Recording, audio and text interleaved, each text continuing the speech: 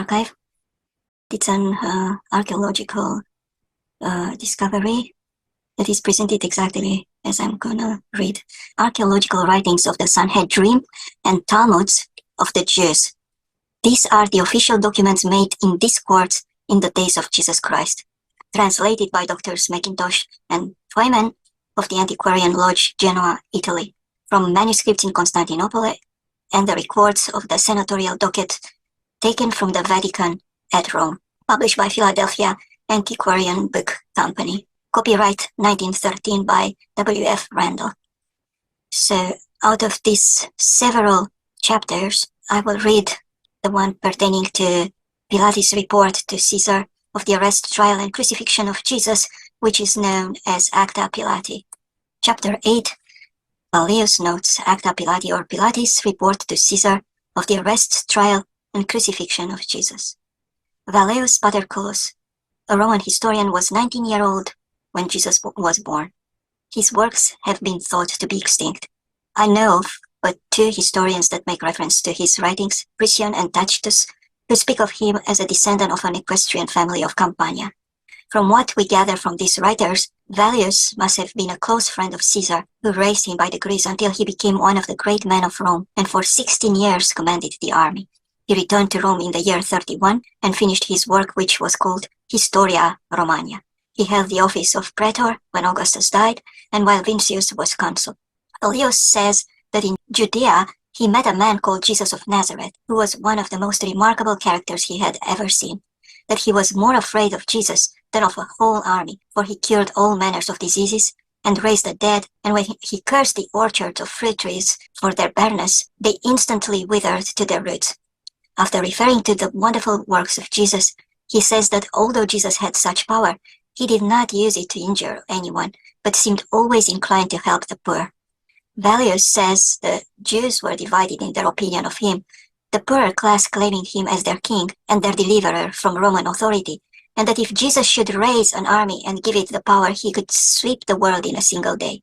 But the rich Jews hated and cursed him behind his back and called him an Egyptian necromancer, though they were as afraid of him as of death. Vallius Paterculus, Book 72, found in Vatican at Rome. And here's the Pilates report. To Tiberius Caesar, Emperor of Rome. Noble sovereign, greeting. The events of the last few days in my province have been of such a character that I will give the details in full as they occurred, as I should not be surprised if, in the course of time, they may change the destiny of our nation, for it seems of late that all the gods have ceased to be propitious. I am almost ready to say, cursed be the day that I succeeded Valerius Flacius in the government of Judea, for since then my life has been one of continual uneasiness and distress.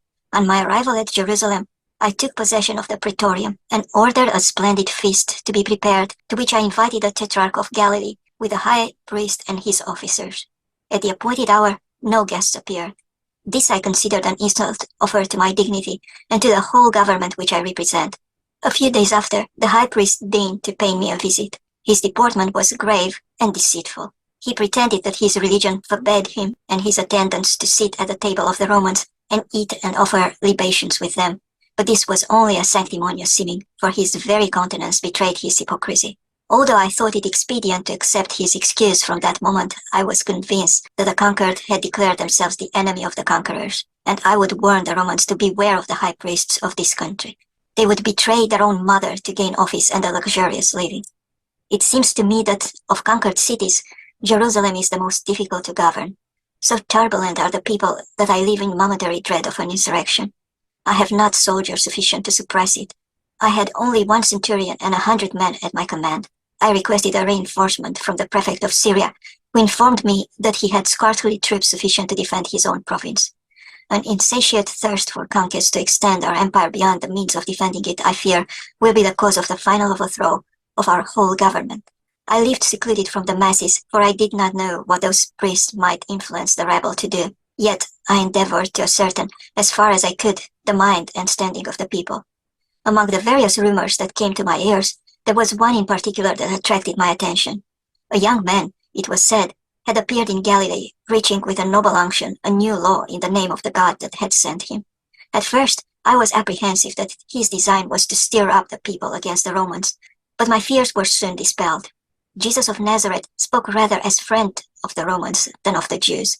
One day in passing by the place of Siloam, where there was a great concourse of people, I observed in the midst of the group a young man who was leaning against a tree, calmly addressing the multitude.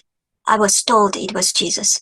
This I could easily have suspected, so great was the difference between him and those listening to him. His golden-colored hair and beard gave his appearance a celestial aspect. He appeared to be about 30 years of age. Never have I seen a sweeter or more serene countenance. What a contrast between him and his hearers, with their black beards and tawny complexions. Unwillingly to interrupt him by my presence, I continued my walk, but signified to my secretary to join the group and listen. My secretary's name is Manlius. He is the grandson of the chief of the conspirators who kept in Etruria waiting for Catiline.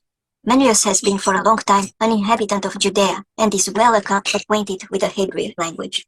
He was devoted to me and worthy of my confidence. On entering the praetorium, I found Manlius, who related to me the words Jesus has pronounced at Siloam. Never have I read in the works of the philosophers anything that can compare to the maxims of Jesus. One of the rebellious Jews, so numerous in Jerusalem, having asked Jesus if it was lawful to give tribute to Caesar, he replied, "Render unto Caesar the things that belong to Caesar, and unto God the things that are God's." It was on account of the wisdom of his saying that I granted so much liberty to the Nazarene, for it was in my power to have had him arrested and exiled to Pontius. But that would have been contrary to the justice which has always characterized the Roman government in all its dealings with men. This man was neither seditious nor rebellious. I extended to him my protection, unknown perhaps to himself. He was at liberty to act, to speak, to assemble and address the people, and to choose disciples unrestrained by any praetorian mandate.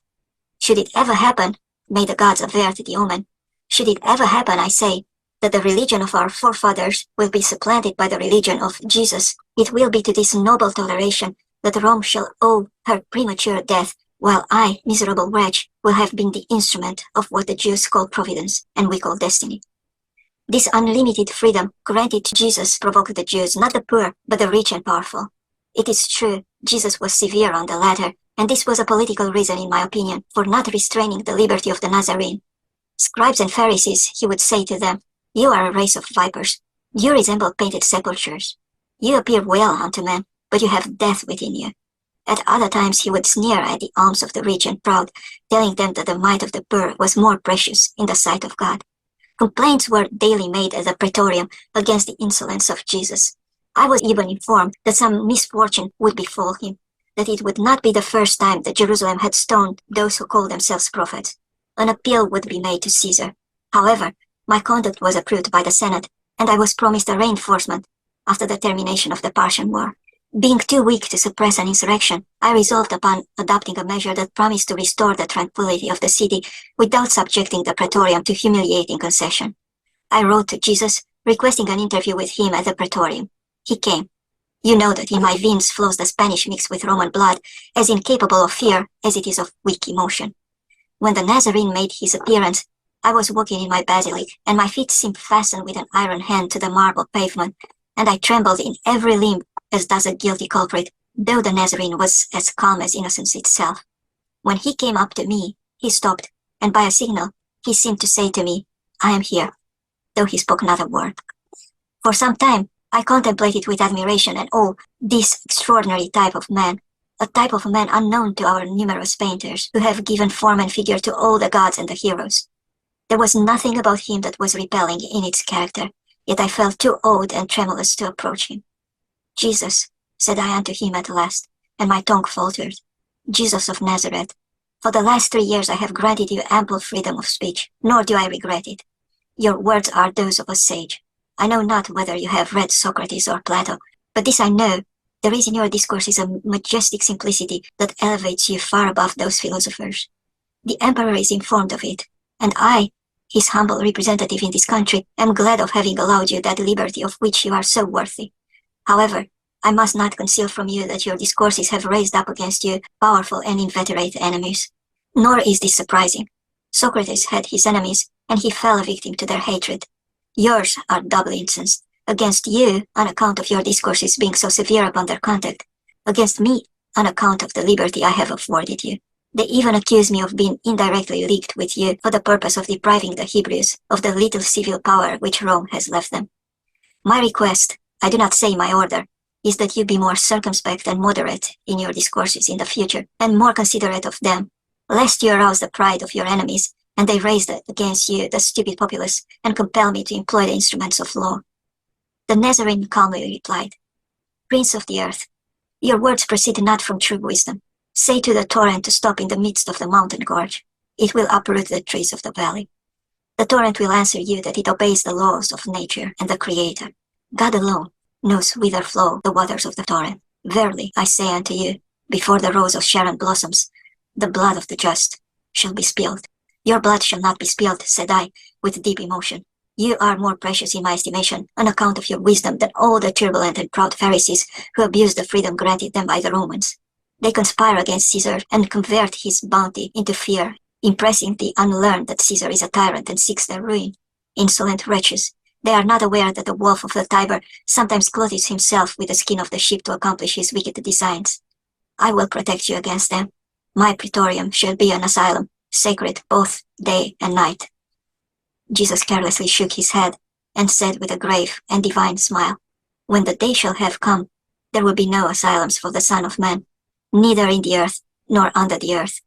The asylum of the just is there, pointing to the heavens.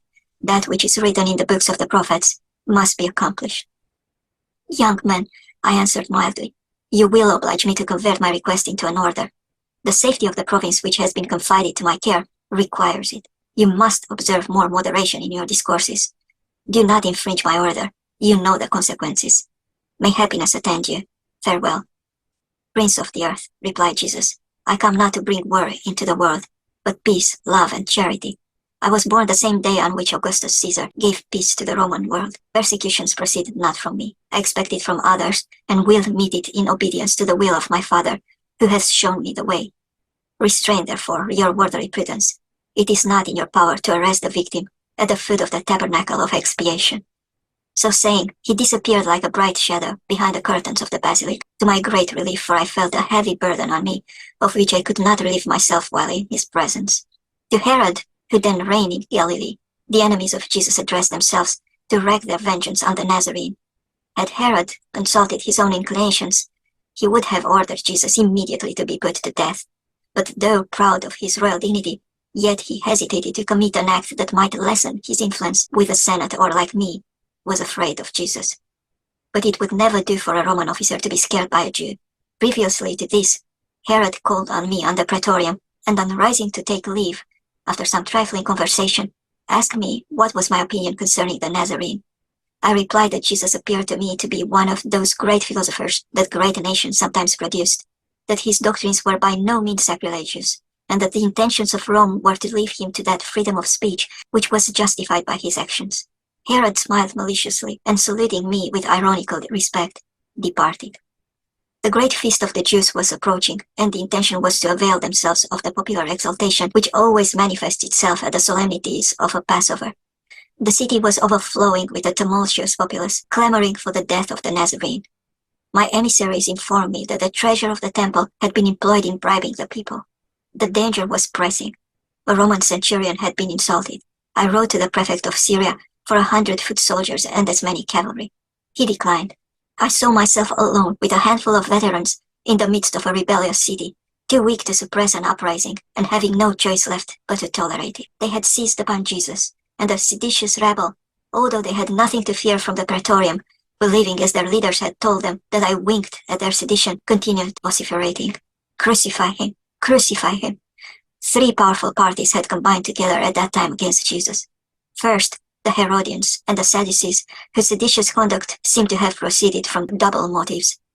They hated the Nazarene and were impatient of the Roman yoke. They never forgave me for having entered the holy city with banners that bore the image of the Roman emperor, and although in this instance I had committed a fatal error, yet the sacrilege did not appear less heinous in their eyes. Another grievance also ranked in their bosoms. I had proposed to employ a part of the treasure of the temple in erecting edifices for public use. My proposal was scorned. The Pharisees were the avowed enemies of Jesus.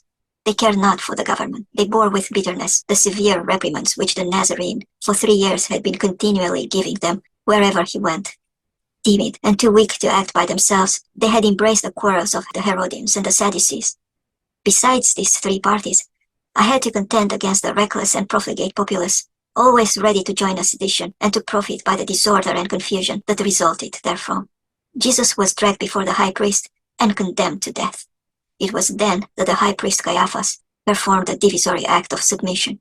He sent his prisoner to me to confirm his condemnation and secure his execution. I answered him that, as Jesus was a Galilean, the affair came under Herod's jurisdiction and ordered him to be sent thither. The wily tetrarch professed humility, and protesting his deference to the lieutenant of Caesar, he committed the fate of the man to my hands. Soon, my palace assumed the aspect of a besieged citadel. Every moment increased the number of the malcontents. Jerusalem was inundated with crowds from the mountains of Nazareth. All Judea appeared to be pouring into the city. I had taken a wife from among the Gauls, who pretended to see into futurity. Weeping and throwing herself at my feet, she said to me, "Beware, beware, and not touch that man, for he is holy. Last night I saw him in a vision. He was walking on the waters. He was flying on the wings of the wind. He spoke to the tempest and to the fishes of the lake. All were obedient to him. Behold, the torrent in Mount Kedron flows with blood. The statues of Caesar are filled with Gemini. The columns of the Enchirion have given away, and the sun is veiled in mourning like a vestal in the tomb. Ah, Pilate, evil awaits thee. If thou wilt not listen to the vows of thy wife, dread the curse of a Roman Senate, dread the frowns of Caesar." By this time, the marble stairs groaned under the weight of the multitude. The Nazarene was brought back to me. I proceeded to the halls of justice, followed by my guard, and asked the people in a severe tone what they demanded. "The death of the Nazarene," was the reply. "For what crime?" "He has blasphemed. He has prophesied the ruin of the temple. He calls himself the Son of God, the Messiah, the King of the Jews." "Roman justice," said I, "punishes not such offenses with death." "Crucify him! Crucify him!" cried the relentless rabble. The vociferation of the infuriated mob shook the palace to its foundations. There was but one who appeared to be calm in the midst of the vast multitude. It was the Nazarene. After many fruitless attempts to protect him from the fury of his merciless persecutors, I adopted a measure which at the moment appeared to me to be the only one that could save his life. I proposed, as it was their custom, to deliver a prisoner on such occasions, to release Jesus and let him go free, that he might be the scapegoat, as they called it. But they said Jesus must be crucified. I then spoke to them of the inconsistency of their course as being incompatible with their laws, showing that no criminal judge could pass sentence on a criminal unless he had fasted one whole day, and that the sentence must have the consent of the Sanhedrin and the signature of the president of that court, that no criminal could be executed on the same day his sentence was fixed, and the next day, on the day of his execution, the Sanhedrin was required to review the whole proceeding. Also, according to their law, a man was stationed at the door of the court with a flag, and another one a short way off on horseback to cry the name of the criminal and his crime and the names of his witnesses, and to know if anyone could testify in his favor. And the prisoner on his way to execution had the right to turn back 3 times and to plead any new thing in his favor. I urged all these pleas, hoping they might awe them into subjection. But they still cried, "Crucify him! Crucify him!" I then ordered Jesus to be scourged, hoping this might satisfy them. But it only increased their fury. I then called for a basin and washed my hands in the presence of the clamorous multitude, thus testifying that in my judgment Jesus of Nazareth had done nothing deserving of death. But in vain. It was his life these wretches thirsted for. Often in our civil commotions have I witnessed the furious anger of the multitude, but nothing could be compared to what I witnessed on this occasion. It might have been truly said that all the phantoms of the infernal regions had assembled at Jerusalem. The crowd appeared not to walk, but to be borne off and whirled as a vortex, rolling along in living waves from the portals of the praetoriums, even unto Mount Zion, with howling screams, shrieks, and vociferations such as were never heard in the seditions of the Pannonia or in the tumults of the Forum. By degrees, the day darkened like a winter's twilight, such as had been at the death of the great Julius Caesar. It was likewise the Ides of March. I, the continued governor of a rebellious province, was leaning against a column of my basilic, contemplating at worth the dreary gloom, these fiends of Tartarus dragging to execution the innocent Nazarene. All around me was deserted. Jerusalem had vomited forth her indwellers through the funeral gate that leads to Gemonica. An air of desolation and sadness enveloped me. My guards had joined the cavalry, and the centurion with a display of power was endeavoring to keep order. I was left alone, and my breaking heart admonished me that what was passing at the moment appertained rather to the history of the gods than that of man. A loud clamor was heard proceeding from Golgotha, which borne on the wind seemed to announce an agony such as was never heard by mortal ears. Dark clouds lowered over the pinnacle of the temple, and setting over the city covered it as with a veil. So dreadful were the signs that men saw both in the heavens and on the earth that Dionysius the Areopagite is reported to have exclaimed, "Either the author of nature is suffering, or the universe is falling apart." Whilst these appalling scenes of nature were transpiring, there was a dreadful earthquake in Lower Egypt, which filled everybody with fear and scared the superstitious Jews almost to death. It is said Balthazar, an aged and learned Jew of Antioch, was found dead after the excitement was over. Whether he died from alarm or grief is not known. He was a strong friend of the Nazarene. Near the first hour of the night, I threw my mantle around me and went down into the city towards the gates of Golgotha. The sacrifice was consummated. The crowd was returning home, still agitated, it is true, but gloomy, taciturn, and desperate. What they had witnessed had stricken them with terror and remorse. I also saw my little Roman cohort pass by mournfully, the standard-bearer having veiled his eagle in token of grief, and I overheard some of the Jewish soldiers murmuring strange words which I did not understand. Others were recounting miracles very like those which have so often smitten the Romans by the will of the gods. Sometimes groups of men and women would halt, then looking back toward Mount Calvary, would remain motionless in expectation of witnessing some new prodigy. I returned to the praetorium sad and pensive. On ascending the stairs, the steps of which were still stained with the blood of the Nazarene, I perceived an old man in a suppliant posture, and behind him several Romans in tears. He threw himself at my feet and wept most bitterly. It is painful to see an old man weep, and my heart being already overcharged with grief, we, those strangers, wept together. And in truth it seemed that the tears lay very shallow that day with many whom I perceived in the vast concourse of people. I never witnessed such an extreme revulsion of feeling. Those who betrayed and sold him, those who testified against him, those who cried, "Crucify him, we have his blood," all slunk off like cowardly curs and washed their teeth with vinegar. As I am told that Jesus taught a resurrection and a separation after death, if such should be the fact, I am sure it commenced in this vast crowd.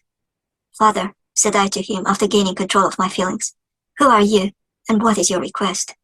"I am Joseph of Arimathea," replied he, "and am come to beg of you upon my knees the permission to bury Jesus of Nazareth."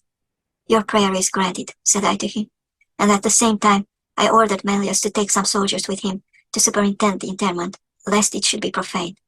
A few days after, the sepulchre was found empty.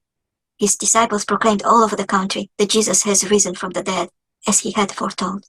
This created more excitement even than the crucifixion. As to its truth, I cannot say for certain, but I have made some investigation of the matter. So you can examine for yourself and see if I am in fault, as Herod represents. Joseph buried Jesus in his tomb. Whether he contemplated his resurrection or calculated to cut him another, I cannot tell. The day after he was buried, one of the priests came to the praetorium and said they were apprehensive that his disciples intended to steal the body of Jesus and hide it, and then make it appear that he had risen from the dead, as he had foretold, and of which they were perfectly convinced. I sent him to the captain of the royal guard, Malchus, to tell him to take the Jewish soldiers, place as many around the sepulchre as were needed. Then if anything should happen, they could blame themselves and not the Romans. When the great excitement arose about the sepulchre being found empty, I felt a deeper solicitude than ever. I sent for Malchus, who told me he had placed his lieutenant, Ben Isham, with 100 soldiers around the sepulchre. He told me that Isham and the soldiers were very much alarmed at what had occurred there that morning. I sent for this man Isham, who related to me, as near as I can recollect, the following circumstances. He said that at about the beginning of the 4th watch, they saw a soft and beautiful light over the sepulchre. He at first thought that the women had come to embalm the body of Jesus, as was their custom, but he could not see how they have gotten through the guards. While these thoughts were passing through his mind, behold, the whole place were lighted up, and there seemed to be crowds of the dead in their grave clothes. All seemed to be shouting and filled with ecstasy, while all around and above was the most beautiful music he had ever heard, and the whole air seemed to be full of voices praising God. At this time there seemed to be a reeling and swimming of the earth, so that he turned so sick and faint that he could not stand on his feet. He said the earth seemed to swim from under him, and his senses left him, so that he knew not what did occur. I asked him in what condition he was when he came to himself. He said he was lying on the ground with his face down. I asked him if he could not have been mistaken as to the light. Was it not day that was coming in the east? He said at first he thought of that, but at a stone's cast it was exceedingly dark. And then he remembered it was too early for day. I asked him if his dizziness might not have come from being waken up and getting up too suddenly, as it sometimes had that effect. He said he was not, and had not been asleep all night, as the penalty was death for him to sleep on duty. He said he had let some of the soldiers sleep at a time. Some were asleep then. I asked him how long the scene lasted. He said he did not know, but he thought nearly an hour. He said it was hid by the light of day. I asked him if he went to the sepulchre after he had come to himself. He said no, because he was afraid. But just as soon as relief came, they all went to their quarters. I asked him if he had been questioned by the priests. He said he had. They wanted him to say it was an earthquake, and that they were asleep, and offered him money to say that the disciples came and stole Jesus. But he saw no disciples. He did not know that the body was gone until he was told. I asked him what was the private opinion of those priests he had conversed with. He said that some of them thought that Jesus was no man, that he was not a human being, that he was not a son of Mary, that he was not the same that was said to be born of the Virgin in Bethlehem, that the same person had been on earth before with Abraham and Lot and at many times and places. It seems to me that if the Jewish theory be true, these conclusions are correct, for they are in accord with this man's life, as is known and testified by both friends and foes, for the elements were no more in his hands than the clay in the hands of the potter. He could convert water into wine. He could change death into life, disease into health. He could calm the seas, still the storms, call up fish with a silver coin in its mouth. Now I say, if he could do all these things which he did and many more, as the Jews all testify, and it was doing these things that created this enmity against him, he was not charged with criminal offenses, nor was he charged with violating any law, nor of wronging any individual in person.